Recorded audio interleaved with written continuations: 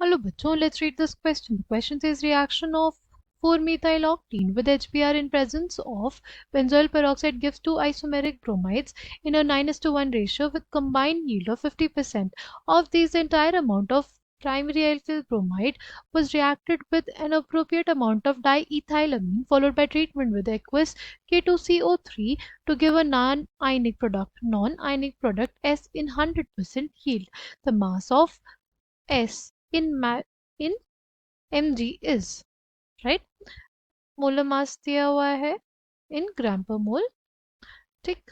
Key concept for this question is reaction of alkenes. अगर हम लोग बात करें किसकी 4-methyl octene की, ऑक्ट रूट वर्ड है इसमें, यानी 8 कार्बन की चेन होगी, राइट. 8 कार्बन की चेन, फर्स्ट पोजीशन पे डबल बॉन्ड, फोर्थ पोजीशन पे मीथाइल ग्रुप. बाकी की वैलेंसी पूरी कर लेते हैं.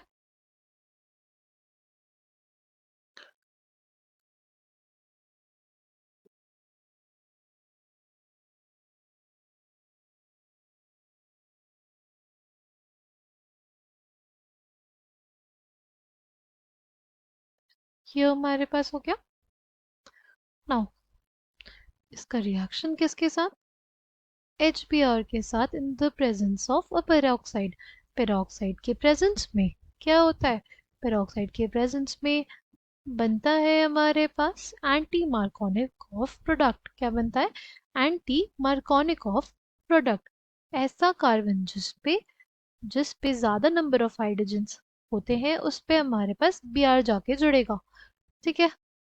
चलो CH3 CH2 CH2 CH2 CH CH3 CH2 CH2 CH2 Br. ठीक है. ये हमारे पास 9:1 के रेशियो में प्रेजेंट है ना. सपोज हमारे पास 9 होगा क्योंकि ये मेजर प्रोडक्ट होगा, और 1 पार्ट कौन सा होगा, जो माइनर वाला प्रोडक्ट होगा.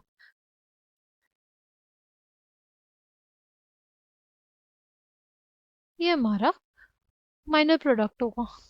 ठीक है. इसके 1 पार्ट होगा और इसके 9 पार्ट्स होंगे. ठीक है.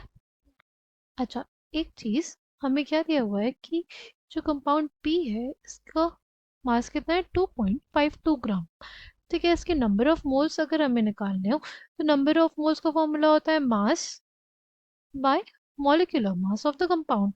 ठीक है. कंपाउंड में कितने कार्बन हैं, 8 कार्बन है, 1 2 3 4 5 6 7 8. ये स्ट्रेट चेन में आ रहे 8 कार्बन और एक 9, टोटल 9 कार्बन. तो ये हो जाएगा फॉर्मूला. अगर लिखना चाहें तो C9. हाइड्रोजन्स कितने हो जाएंगे, 3 5 7 9 10 10 13 14 15 16 और 2 और 18. राइट. तो इसका मॉलिक्यूलर मास निकालना हो तो 12 9 सा 108 प्लस 18 इंटू 1 कितना आ जाएगा, 126 ग्राम पर मोल. ठीक है. इसको डिवाइड कर देंगे किससे, 126 ग्राम पर मोल से. ठीक. अगर हम लोग सॉल्व करें तो देखो n is equals to 2.52 gram bye 126 ग्राम पर मोल. ग्राम से ग्राम कट गया. ठीक. इसको 100 से मल्टीप्लाई कर दिया, डिनोमिनेटर और न्यूमरेटर में 126 1/100. ठीक.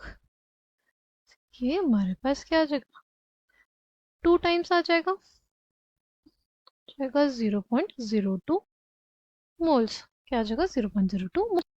क्योंकि कंबाइंड यील्ड कितनी बोली हुई है, 50%. यानी कंबाइंड यील्ड कितनी है 50%, यानी जो हमारे पास कंबाइंड यील्ड आएगी, कंबाइंड यील्ड जो आएगी वो जो हमारे पास नंबर ऑफ मोल्स थे आए हैं उसका 50% है, तो 0.02 का 50% कितना आ जाएगा 0.01 मोल्स। अच्छा, तो कंबाइंड यील्ड है, राइट, जो हमारा मेजर प्रोडक्ट है और जो माइनर प्रोडक्ट है दोनों की कंबाइंड यील्ड है। अगर हमें निकालना हो मेजर प्रोडक्ट की यील्ड, वो हमें पता है उसके कितने पार्ट्स हैं 9, तो वो हो जाएगा 9/10 टू 0.01, ठीक है, क्या आ जाएगा 0.009। मेजर प्रोडक्ट कितना आ जाएगा, मेजर प्रोडक्ट हमारे पास आ जाएगा 0.009 मोल्स, ठीक है, 0.009 मोल्स आ गया हमारे पास।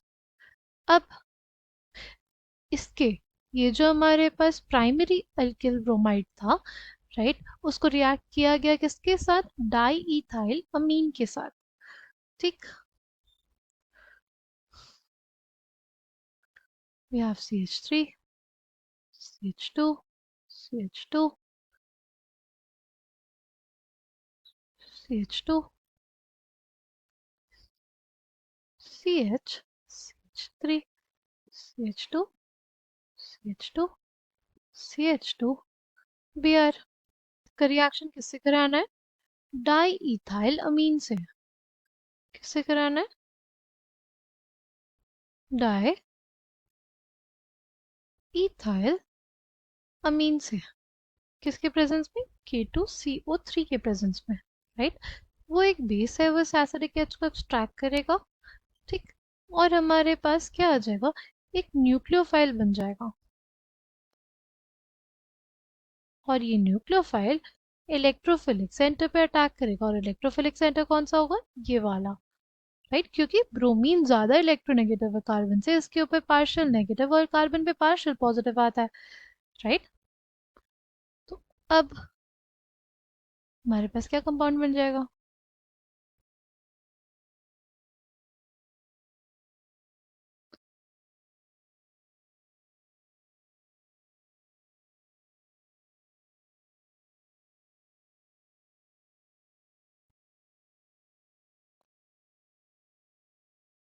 CH3, CH2, CH3, ठीक है, ये बन गया हमारे पास। नाउ ये जो कंपाउंड है, ये जो कंपाउंड है इसका मास निकालना है, ये हमारा कंपाउंड एस है, ठीक है, तो इसके नंबर ऑफ मोल्स तो हमें पता थे, कितने आए थे मेजर प्रोडक्ट के, 0.009 मोल्स, ठीक।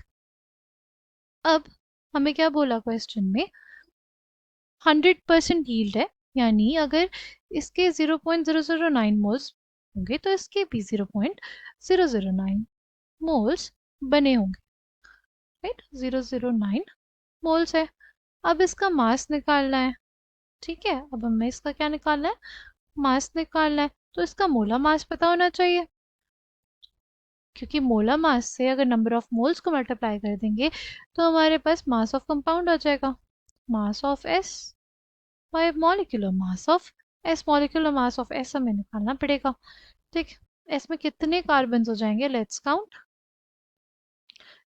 देखो ये हमारे पास एक कार्बन, इसमें 3 कार्बन, 4 कार्बन, 5, 6, 7, 8, 9, 10, 11, 12, 13, इसमें टोटल 13 कार्बन प्रेजेंट है, तो देखो प्रेजेंट है 13 कार्बन है, हाइड्रोजन्स कितने हो जाएंगे, वी हैव 3, 6, 9, 10, 13, 17, 19, 19, 21, 24, 26, 29 और n, सो इसका मॉलिक्यूलर मास निकालना चाहे तो हमारे पास हो जाएगा 156 प्लस 29 प्लस 14, यानी हमारे पास 156 प्लस 43 आएगा, विच इज कितना 199 ग्राम पर मोल। ठीक है, कितना आ जाएगा हमारे पास नंबर ऑफ मोल्स कितने हैं 0.009 मोल, मॉलिक्यूलर मास विच इज 199 ग्राम पर मोल मल्टीप्लाई कर देंगे तो हमारे पास मास आ जाएगा। तो कितना आएगा, जाएगा 1791 1.791 ग्राम। हमें मिलीग्राम में चाहिए, राइट, क्योंकि क्वेश्चन में क्या बोला था, मिलीग्राम में चाहिए। तो क्या कर देंगे 1000 से मल्टीप्लाई, राइट। तो हो जाएगा 1791 milligram, and this will be the final answer for this question. I hope you understood it well. Thank you and all the best.